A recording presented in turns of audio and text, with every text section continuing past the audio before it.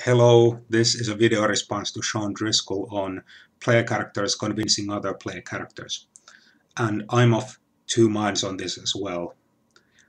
This, I feel, largely depends on what system you're using and what kind of social contracts exist in your group. But overall, I feel that one player should not be able to take away the other player's control just because they built their character a certain way. I think that's lame and very off-putting. I mean, this is something that I think most people and most groups would not be comfortable with.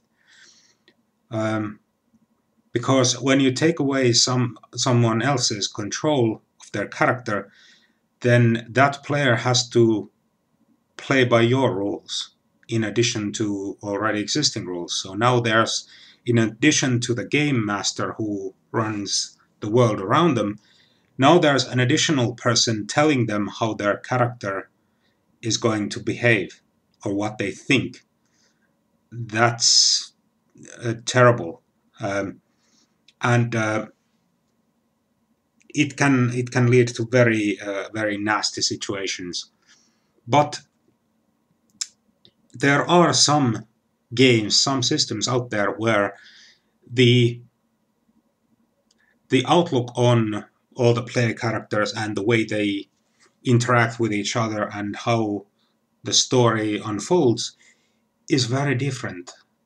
For example, in a game called Dresden Files, which I actually should have, yes, here, this game, which is based on the Fate system, as you can see there.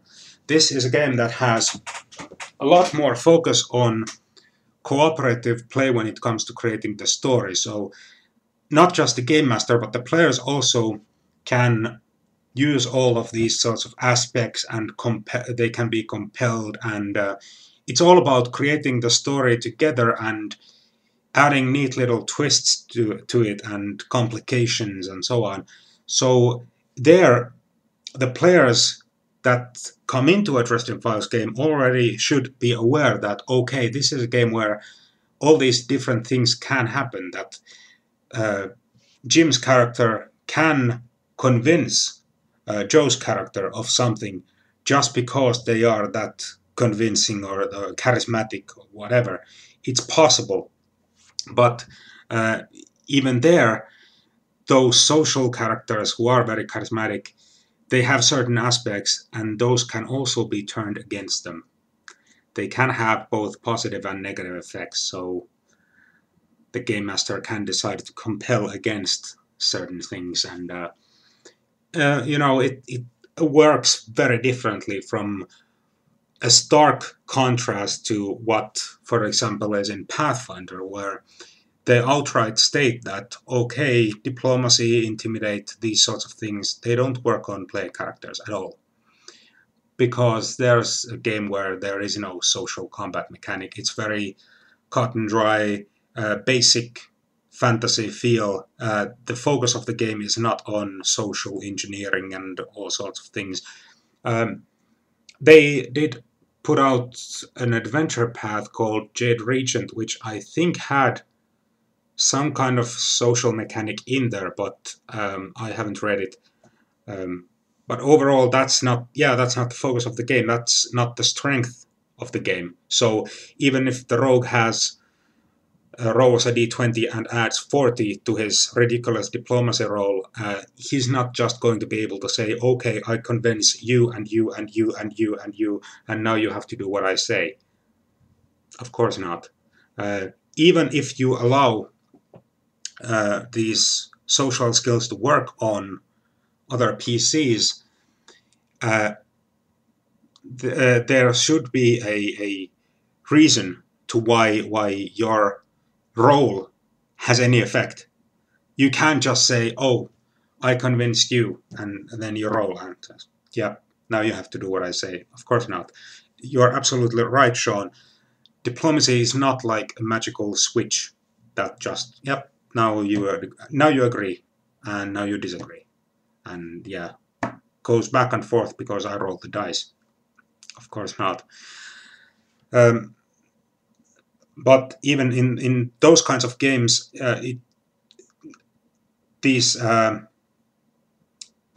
also a different kind of problem that might arise, because in a game like Vampire, whether you're playing in the old or new World of Darkness, play characters can have supernatural abilities that force others to behave in a certain way or to comply, or there's majesty, presence, domination, or dominate.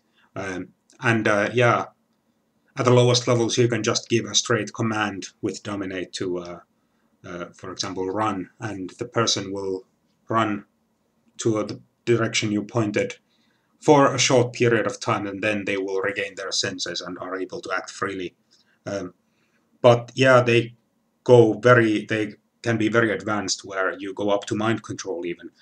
And in a game like Vampire, where the system allows those things and the players know it, there the social contract is so important, because you have to know where those lines are, where it's okay to do this to another PC but not this,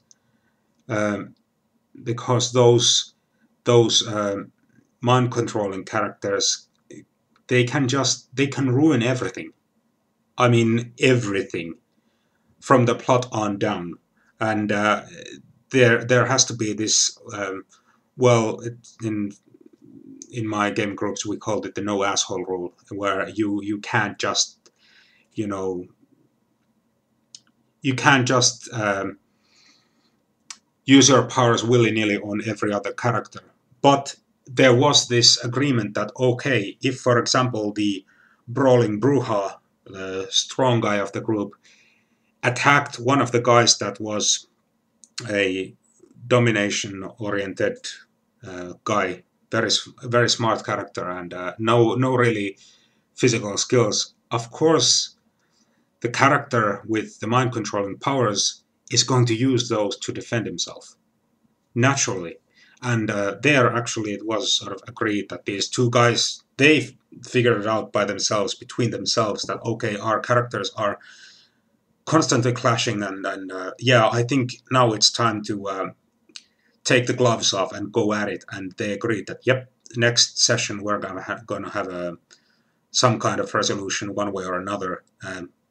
They ended up, one guy ended up in torpor, which is basically like a vampiric coma, and the other guy continued on. But yeah, there you really have to make sure that the social contract is hammered into the back of their heads, like, okay, now it's always clear to everyone what is allowed and what is seen as lame. Again, if it's unfun, then what's the point of having it? And if it's fun for one guy and terrible for everyone else, well, sorry, group rules. You're the odd guy out, so you're wrong. Just then, that's not the group for you. And when it comes to the dice rolls overall, they should not be the deciding factor. Most of these kinds of PC to PC interactions should just be role played, and if there is a system support for it, like in Dresden Files, yeah, of course, use those. You can actually get some fate points out of it, probably. Maybe both of you will, but yeah. But talking about the negative type of, truly negative, overtly negative type of convincing, where you just pummel someone until they agree to help you, or threaten, other kind of coercion, bribe them. Of course, those should all be possibilities, and those should, if you allow the diplomatic approach to work on PCs, those should be allowed to work as well. But those, of course, have definite downsides, and they should be apparent. That people have memories, and if you threaten someone or you pound someone to a pulp, then it might not even be that person, but someone that witnesses this action that causes trouble for you in the future. And word might get around that, yeah, this one guy is running roughshod over this neighborhood, and suddenly there might be someone around looking for you that you cannot beat to a pulp because they're actually stronger than you are. Or there's some kind of initiative suddenly that to take you down. These things can happen. And people have memories. They don't easily forget if someone hurts the ones they love, or something trespasses on their turf. And bribes even have a way of going up. The price starts going up there, and suddenly you can't afford it anymore. Someone might get wind of the bribes. Yeah, overall, if there's no mechanic for it, or no mechanical support for it, at least a clear one, it should just be role-played. But even in those role-playing situations, the social contract is important. Like in my Shackles campaign in Pathfinder, where all the player characters they form a pirate crew. They're still the heroes, but well, some of them are less heroic than others. But overall, they chose at the very beginning, when they got the ship, they chose a captain, and it's one of the players, of course. And everyone sort of agrees that when it comes down to making a clear choice at one point or another, if they go to the captain and say, okay, what's the word? And the captain decides something, that's the way it's going to go. They might suggest alternatives or say that, oh, this is a really bad idea, whatever. But if the captain decides that, yep, the crew is going here, there they go.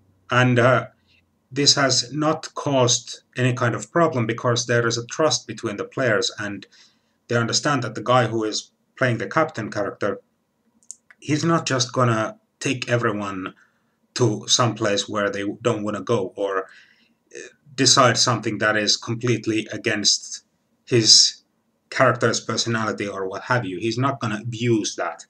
So again, contract, understanding that, yeah, we're all in this together and let's try to have fun.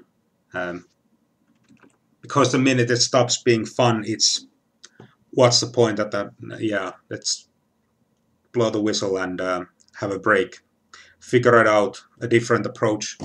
And in a system where there is support for this kind of possibly even sort of backhanded